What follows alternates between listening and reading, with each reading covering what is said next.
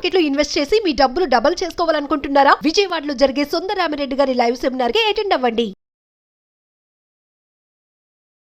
వారానికి 90 గంటలు పనిచేయాలని చెప్పి ఎల్ఎన్టీ చైర్మన్ సుబ్రహ్మణ్యన్ గారు చేసిన కొన్ని కామెంట్స్ ఇప్పుడు వివాదం రేపుతున్నాయి. నన్ను అడిగితే వారానికి 90 రోజులు పనిచేయమని చెప్తాను. అయినా ఎంతసేపు భార్య ముఖం చూస్తూ కూర్చుంటారు? వాళ్ళు మన ముఖం, మనం వాళ్ళ ముఖం చూస్తూ ఉండాలా? నన్ను అడిగితే నేను సండే కూడా పనిచేయమని చెప్తాను.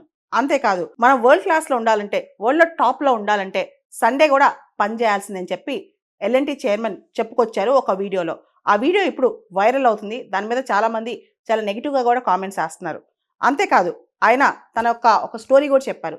ఒక చైనా మిత్రుడితో మాట్లాడుతున్నప్పుడు ఆయన అన్నారంట, ఆ చైనీస్ వారానికి 90 గంటలు పనిచేస్తారు, అదే అమెరికన్స్ 50 గంటలే పనిచేస్తారు, అందుకనే చైనా ఎంత ఫాస్ట్గా గ్రో కాగలిగింది అని చెప్పి ఇలా ఎల్ఎన్టీ చైర్మన్ తన వాదనని జస్టిఫికేషన్ చేసుకుంటూ వెళ్ళారనమాట.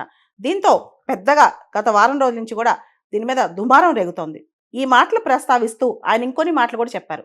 ఆదివారాలు నేను పని చేస్తాను, మీతో పని చేయించలేనందుకు నేను చింతిస్తున్నాను. ఆదివారాలు ఇంట్లో కూర్చొని ఏం చేస్తారు? భార్య ముఖం అంతే చూస్తూ ఎంతసేపు ఉంటారు? ఇంట్లో తక్కువ సమయం, ఆఫీస్లో ఎక్కువ సమయం ఉంటామని చెప్పి మీ భార్యలకు మీరు చెప్పుకోవాలంటూ ఆయన వ్యాఖ్యలు చేశారు. ఎల్ఎన్టీ చైర్మన్ వ్యాఖ్యల్ని సమర్థిస్తూ ఎల్ఎన్టీ గ్రూప్ ఒక స్టేట్మెంట్ కూడా రిలీజ్ చేసింది. ఇది ఇండియాస్ డికేడ్. ఇండియా అందరికన్నా బెస్ట్గా పర్ఫామ్ చేయాలంటే, మనం ముందుకెళ్ళాలంటే ఎక్స్ట్రా ఎఫర్ట్ పెట్టాలి. ఎప్పుడైతే మనం అందరినీ అవుట్ పర్ఫామ్ చేయాలనుకుంటామో మన ఎఫర్ట్స్ కూడా అదే స్టాండర్డ్లో ఉండాలి. దీనికి ప్యాషన్తో, పర్జవరెన్స్తో పనిచేయాలంటూ ఎల్ఎన్టీ వ్యాఖ్యానించింది. 2023-2024 2023-24 సంవత్సరంలో ఎల్ఎన్టీ చైర్మన్ తీసుకున్న జీతం ఎంతో తెలుసా? 51 కోట్లు. అదే ఎల్ఎన్టీలో ఒక average employee, salary employee average తీసుకుంటే 9 లక్షలు పర్ యానం, 9-9.5 లక్షలు. అంటే ఆయన జీతం ఒక సగటు ఎంప్లాయీ కన్నా ఎల్ఎన్టీలో 534 టైమ్స్ ఎక్కువ అనమాట. సో దీనికి చాలామంది ఏమంటున్నారు, నువ్వు అంత జీతం తీసుకుంటున్నావు కాబట్టి, నువ్వు 51 కోట్లు 52 కోట్లు తీసుకుంటున్నావు కాబట్టి నువ్వు సండేస్ కూడా పనిచేయి, మేమెందుకు పని చేయాలని వాళ్ళు అడుగుతున్నారు. వర్క్ లైఫ్ బ్యాలెన్స్ గురించి ఈ మధ్య చాలా పెద్ద చర్చ జరుగుతోంది.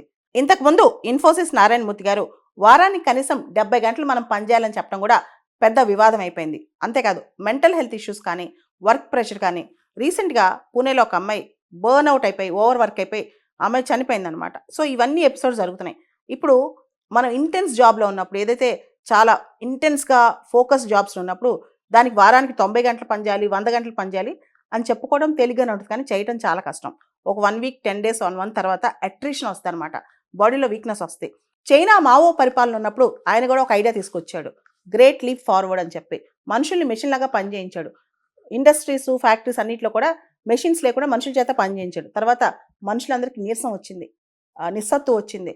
వాళ్ళందరూ మెషిన్స్ లాగా పనిచేసి అట్రిషన్తో సఫర్ అయ్యి చాలామంది చనిపోయారు కూడా. సో ఎప్పుడైతే వర్క్ లైఫ్ బ్యాలెన్స్ తప్పుద్దో, చాలామంది అడుగుతున్నారు ఇప్పుడు, అసలు మనిషి పుట్టింది బతకడానికా, పని చేయడానికా? అసలు మనిషి బతకాలా, పని చేయాలా? ఇలాంటి క్వశ్చన్స్ వచ్చినప్పుడు వర్క్ లైఫ్ బ్యాలెన్స్ అనేది ఇప్పుడు చాలా చర్చలోకి వస్తుంది. ముఖ్యంగా టెక్ ఇండస్ట్రీస్లో ఇది పెద్ద డిస్కషన్ అనమాట. ఇప్పుడు గవర్నమెంట్ ఆఫీసెస్ అనుకుందాం, అక్కడ ప్రాపర్గా హాలిడేస్ కానీ, ప్రాపర్గా వర్కింగ్ అవర్స్ ఉంటాయి. కానీ టెక్ లైఫ్లో, ఏదైతే టెక్నాలజీ కంపెనీస్ ఉన్నాయో ఆ లైఫ్లో ఓవర్ వర్క్ అనేది చాలా పొగుడుతున్నారనమాట. ఎక్స్ట్రా అవర్స్ వర్క్ చేయటం, 15-20 అవర్స్ రోజుకి పని చేయటం, డెస్క్ మీద పడుకోవటం, ఇవన్నీ చాలా గొప్పగా చూస్తున్నారు, కొనియాడుతున్నారు అనమాట. దీనివల్ల కంట్రీస్ ముందుకెళ్తాయి, కానీ ఇది టెంపరీ బెనిఫిటే. ఎప్పుడైతే మనుషుల్లో ఆ ఉత్తేజం తగ్గుద్దో, మనుషుల సత్తువ తగ్గుద్దో, ఆ తర్వాత కంట్రీస్ కూడా డౌన్ అవుతాయి. ఎందుకంటే వర్క్ లైఫ్ బ్యాలెన్స్ ఉంటేనే, ఫ్యామిలీ లైఫ్ బ్యాలెన్స్ ఉంటేనే ఖచ్చితంగా వర్క్ బెటర్గా చేయగలరని నిపుణులు అభిప్రాయపడుతున్నారు. చైనాలో 996 వర్క్ కల్చర్ ఉంది. అంటే పొద్దున్న 9 నుంచి నైట్ 9 వరకు, వారానికి 6 రోజులు అనమాట. దీనివల్ల చైనా గ్రో అవుతుందేమో, కానీ ఇప్పుడు మళ్ళీ చైనాలో కూడా అట్రిషన్ స్టార్ట్ అయింది. జపాన్లో కరోషి అని ఒక పదం ఉంది. కరోషి అంటే death caused by over work, విపరీతంగా వర్క్ చేయడం వల్ల వచ్చే చావు అనమాట. దాదాపు 40,000 మంది జపాన్లో ఇళ్లలో ఒంటరిగా లేదా డెస్క్ల దగ్గర చనిపోతున్నారంట. దాన్నే కరోషి అంటున్నాం. ఓ పక్క వర్క్ కల్చర్ గ్లోరిఫై అవుతుంది, ఇంకో పక్క ఫ్యామిలీ టైం, ఫ్యామిలీ కల్చర్ అనేది డిప్లీట్ అవుతుంది. దీనివల్ల పెళ్ళిళ్ళు చేసుకోకపోవటం, పిల్లలను కనలేకపోవటం, దాంతో పాపులేషన్ కూడా చాలా దేశాల్లో, జపాన్ కానీ, సౌత్ కొరియా కానీ, ఇలా చాలా దేశాల్లో పాపులేషన్ కూడా తగ్గుతుంది, జనాలు తగ్గుతున్నాయి. దాంతో మళ్ళీ లైఫ్ ఫుల్ సర్కిల్కి వస్తుంది అనమాట. అంటే ప్యాటర్నిటీ లీవ్స్ పెంచడము, వర్క్లో బ్రేక్స్ ఇవ్వటము, వర్క్లో వెళ్ళి ఫ్యామిలీ టైం ఎంజాయ్ చేయమని చెప్పడము, ఇవన్నీ కూడా ఇప్పుడు స్టార్ట్ అవుతున్నాయి. వారానికి 90 గంటలు పనిచేయాలని చెప్పి ఎల్ఎన్టీ చైర్మన్ సుబ్రహ్మణ్యన్ గారు చేసిన కొన్ని కామెంట్స్ ఇప్పుడు వివాదం రేపుతున్నాయి. నన్ను అడిగితే వారానికి 90 రోజులు పనిచేయమని చెప్తాను. అయినా ఎంతసేపు భార్య ముఖం చూస్తూ కూర్చుంటారు? వాళ్ళు మన ముఖం, మనం వాళ్ళ ముఖం చూస్తూ ఉండాలా? నన్ను అడిగితే నేను సండే కూడా పనిచేయమని చెప్తాను. అంతేకాదు మనం వరల్డ్ క్లాస్లో ఉండాలంటే, వరల్డ్లో టాప్లో ఉండాలంటే సండే కూడా పని చేయాల్సిందని చెప్పి ఎల్ఎన్టీ చైర్మన్ చెప్పుకొచ్చారు ఒక వీడియోలో. ఆ వీడియో ఇప్పుడు వైరల్ అవుతుంది. దాని మీద చాలామంది చాలా నెగిటివ్గా కూడా కామెంట్స్ వేస్తున్నారు. అంతేకాదు ఆయన తన ఒక స్టోరీ కూడా చెప్పారు. ఒక చైనా మిత్రుడితో మాట్లాడుతున్నప్పుడు ఆయన అన్నారంట, ఆ చైనీస్ వ్యక్తి, చైనీస్ వారానికి 90 గంటలు పనిచేస్తారు, అదే అమెరికన్స్ 50 గంటలే పనిచేస్తారు, అందుకనే చైనా ఎంత ఫాస్ట్గా గ్రో కాగలిగింది అని చెప్పి ఇలా ఎల్ఎన్టీ చైర్మన్ తన వాదనని జస్టిఫికేషన్ చేసుకుంటూ వెళ్ళారనమాట. దీంతో పెద్దగా గత వారం రోజుల నుంచి కూడా దీని మీద దుమారం రేగుతోంది. ఈ మాటలు ప్రస్తావిస్తూ ఆయన ఇంకొన్ని మాటలు కూడా చెప్పారు. ఆదివారాలు నేను పని చేస్తాను, మీతో పని చేయించలేనందుకు నేను చింతిస్తున్నాను. ఆదివారాలు ఇంట్లో కూర్చొని ఏం చేస్తారు, భార్య ముఖం అంతే చూస్తూ ఎంతసేపు ఉంటారు, ఇంట్లో తక్కువ సమయం ఆఫీస్లో ఎక్కువ సమయం ఉంటామని చెప్పి మీ భార్యలకు మీరు చెప్పుకోవాలంటూ ఆయన వ్యాఖ్యలు చేశారు. ఎల్ఎన్టీ చైర్మన్ వ్యాఖ్యల్ని సమర్థిస్తూ ఎల్ఎన్టీ గ్రూప్ ఒక స్టేట్మెంట్ కూడా రిలీజ్ చేసింది. ఇది ఇండియాస్ డికేడ్. ఇండియా అందరికన్నా బెస్ట్గా పర్ఫామ్ చేయాలంటే, మనం ముందుకెళ్ళాలంటే ఎక్స్ట్రా ఎఫర్ట్ పెట్టాలి. ఎప్పుడైతే మనం అందరినీ అవుట్ పర్ఫామ్ చేయాలనుకుంటామో మన ఎఫర్ట్స్ కూడా అదే స్టాండర్డ్లో ఉండాలి. దీనికి ప్యాషన్తో పర్జవరెన్స్తో పనిచేయాలంటూ ఎల్ఎన్టీ వ్యాఖ్యానించింది. 2023-2024 2023-24 సంవత్సరంలో ఎల్ఎన్టీ చైర్మన్ తీసుకున్న జీతం ఎంత తెలుసా? 51 కోట్లు. అదే ఎల్ఎన్టీలో ఒక average employee, salary employee average తీసుకుంటే 9 లక్షలు పర్ యానం, 9-9.5 లక్షలు. అంటే ఆయన జీతం ఒక సగటు ఎంప్లాయీ కన్నా ఎల్ఎన్టీలో 534 టైమ్స్ ఎక్కువ అనమాట. సో దీనికి చాలామంది ఏమంటున్నారు, నువ్వు అంత జీతం తీసుకుంటున్నావు కాబట్టి, నువ్వు 51 కోట్లు 52 కోట్లు తీసుకుంటున్నావు కాబట్టి నువ్వు సండేస్ కూడా పనిచేయి, మేమెందుకు పని చేయాలని వాళ్ళు అడుగుతున్నారు. వర్క్ లైఫ్ బ్యాలెన్స్ గురించి ఈ మధ్య చాలా పెద్ద చర్చ జరుగుతోంది. ఇంతకుముందు ఇన్ఫోసిస్ నారాయణమూర్తి గారు వారానికి కనీసం 70 గంటలు మనం పనిచేయాలని చెప్పడం కూడా పెద్ద వివాదం అయిపోయింది. అంతేకాదు మెంటల్ హెల్త్ ఇష్యూస్ కానీ, వర్క్ ప్రెషర్ కానీ, రీసెంట్గా పూణేలో ఒక అమ్మాయి బర్న్అవుట్ అయిపోయి, ఓవర్ వర్క్ అయిపోయి అమ్మాయి చనిపోయిందనమాట. సో ఇవన్నీ ఎపిసోడ్స్ జరుగుతున్నాయి. ఇప్పుడు మనం ఇంటెన్స్ జాబ్లో ఉన్నప్పుడు, ఏదైతే చాలా ఇంటెన్స్గా ఫోకస్ జాబ్స్లో ఉన్నప్పుడు దానికి వారానికి 90 గంటలు పనిచేయాలి, 100 గంటలు పనిచేయాలి అని చెప్పుకోవడం తేలిగ్గానే ఉంటుంది, కానీ చేయడం చాలా కష్టం. ఒక 1 వీక్ 10 డేస్ 1 మంత్ తర్వాత అట్రిషన్ వస్తుంది అనమాట, బాడీలో వీక్నెస్ వస్తాయి. చైనా మావో పరిపాలన ఉన్నప్పుడు ఆయన కూడా ఒక ఐడియా తీసుకొచ్చాడు, గ్రేట్ లీప్ ఫార్వర్డ్ అని చెప్పి మనుషుల్ని మెషిన్ లాగా పనిచేయించాడు. ఇండస్ట్రీస్, ఫ్యాక్టరీస్ అన్నింటిలో కూడా మెషిన్స్ లేకుండా మనుషుల చేత పనిచేయించాడు. తర్వాత మనుషులందరికీ నీరసం వచ్చింది, నిస్సత్తు వచ్చింది. వాళ్ళందరూ మెషిన్స్ లాగా పనిచేసి అట్రిషన్తో సఫర్ అయ్యి చాలామంది చనిపోయారు కూడా. సో ఎప్పుడైతే వర్క్ లైఫ్ బ్యాలెన్స్ తప్పుద్దో చాలామంది అడుగుతున్నారు ఇప్పుడు, అసలు మనిషి పుట్టింది బతకడానికా పని చేయడానికా, అసలు మనిషి బతకాలా పని చేయాలా? ఇలాంటి క్వశ్చన్స్ వచ్చినప్పుడు వర్క్ లైఫ్ బ్యాలెన్స్ అనేది ఇప్పుడు చాలా చర్చలోకి వస్తుంది. ముఖ్యంగా టెక్ ఇండస్ట్రీస్లో ఇది పెద్ద డిస్కషన్ అనమాట.